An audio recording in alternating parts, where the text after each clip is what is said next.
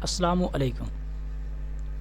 آج ہم لوگ پڑھیں گے انگلش 502 کا lecture number 23 syntax 2 topic number 130 deep structure.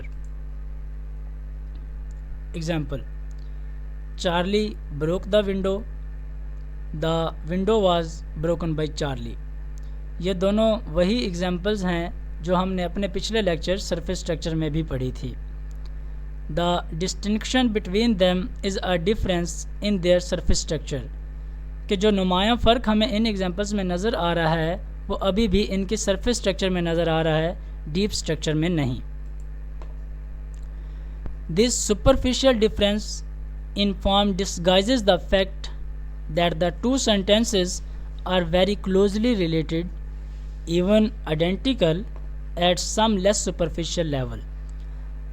اب اگر ہم بات کریں سپرفیشل ڈفرینس کی، سپرفیشل ہوتا ہے آؤٹ ورڈ لک، جو ہمیں باہری سطح پر جو بھی چیز نظر آ رہی ہو، مین سرفیس اسٹرکچر جو ہمیں نظر آ رہی ہے اسے ہم اس کی سپرفیشل ڈفرینس کہیں گے۔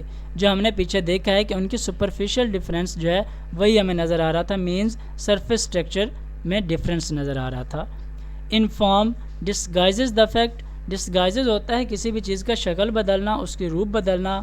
یہاں پر ہم بات کریں گے ڈسگائزز کا کہ اس کی سرفیس اسٹرکچر جو ہے وہ چینج ہو رہی ہے۔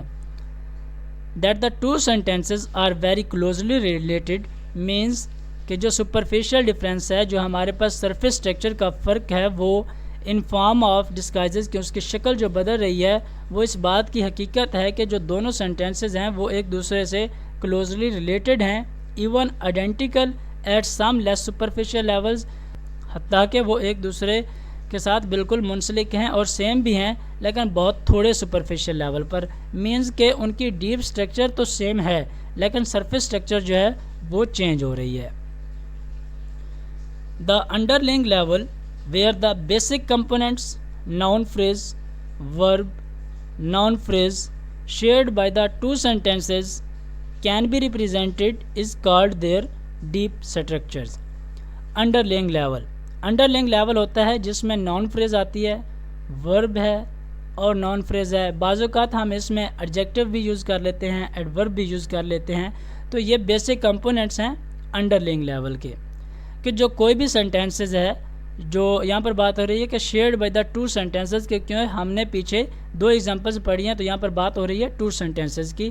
Can be represented as called their deep structures means کہ جو وہاں پر ہمارے پاس ناؤن یوز ہوا ہے، Charlie broke verb and window noun phrase again, تو وہ ڈیپ سٹرکچر کو ظاہر کر رہے ہیں۔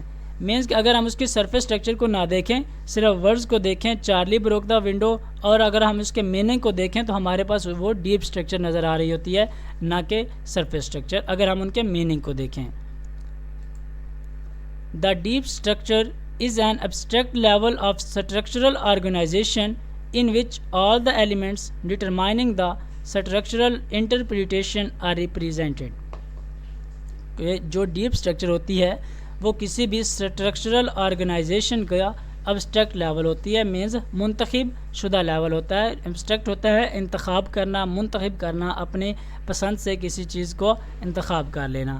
کہ جو ڈیپ سٹرکچر ہے وہ کسی بھی اسٹرکچرل آرگنائزیشن کا منتخب شدہ لیول ہوتا ہے، انتخاب شدہ لیول ہے، جس میں تمام کے تمام جو ایلیمنٹس ہیں وہ اسٹرکچرل انٹرپریٹیشن کو ظاہر کر رہے ہوتے ہیں۔ انٹرپریٹیشن ہوتی ہے مفہوم، کسی بھی چیز کا ترجمہ یا تعبیر یا معنی۔ تو جو بھی اس میں ایلیمنٹس جو ہیں وہ ڈٹرمائننگ کر رہے ہوتے ہیں۔ اسٹرکچرل انٹرپریٹیشن مینز کہ جو اس کی اسٹرکچر کی مفہوم ہوتا ہے، مینز کہ جو سرفیس اسٹرکچر ہے اس کی اسٹرکچرل جو میننگ ہے، جو مفہوم ہے، اس کو شو کر رہی ہوتی ہے۔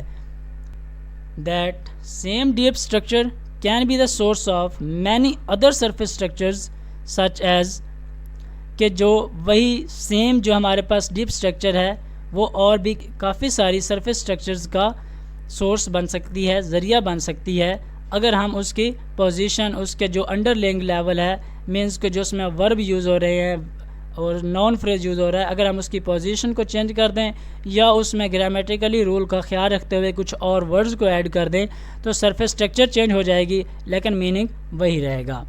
It was Charlie who broke the window, پہلی ہمارے پاس ایگزامپل تھی چارلی بروک دا ونڈو، دوسری اگزامپل تھی window was broken by Charlie, اور اب تیسری اگزامپل ہے it was Charlie who broke the window. ہمارا اس کو بیان کرنے کا انداز بدل رہا ہے لیکن اس کے معنی میں کوئی تبدیلی نہیں آ رہی، مینز کہ جو ہمارے پاس مین اس کا مفہوم ہے یا مین میننگ ہے کہ چارلی نے کھڑکی توڑی ہے، کھڑکی ٹوٹی ہے، چارلی سے ٹوٹی ہے، تو بات وہی ہو رہی ہے لیکن اس کو بیان کرنے کا طریقہ جو ہے وہ مختلف ہے۔ The grammar must be capable of showing how a single underlying abstract representation can become different surface structures.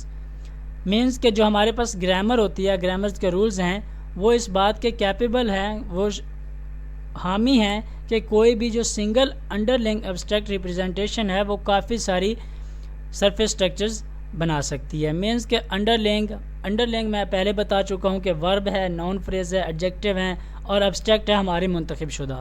Means کوئی بھی سینٹینس ہے جو اس میں ہم نے ورب، نون، ایڈجیکٹیو، ایڈورب جو یوز کیے ہوئے ہیں یا جو منتخب کیے ہوئے ہیں، اگر ہم ان کی ریپرزنٹیشن کو چینج کر دیں، اگر ہم ان کو لکھنے یا ان کی پوزیشن کو چینج کر دیں تو اس سے کافی ساری سرفیس سٹرکچرز بن سکتی ہیں۔ جس طرح ہم نے پہلے بھی ایگزامپلز پڑھی ہیں، پہلی ایگزامپل تھی چارلی بروک دا ونڈو، دوسری تھی the window was broken by Charlie, تیسری تھی it was Charlie who broke the window, اور اب ہمارے پاس یہ چوتھی ایگزامپل آئی ہے did Charlie broke the window. Means کہ مطلب وہی ہے لیکن بیان کرنے کا طریقہ بدل رہا ہے۔ ڈیپ سٹرکچر وہی ہے، ڈیپ سٹرکچر میں کوئی چینجنگ نہیں آئی لیکن سرفیس سٹرکچر میں کافی ساری تبدیلیاں آئی ہیں۔ Thank you.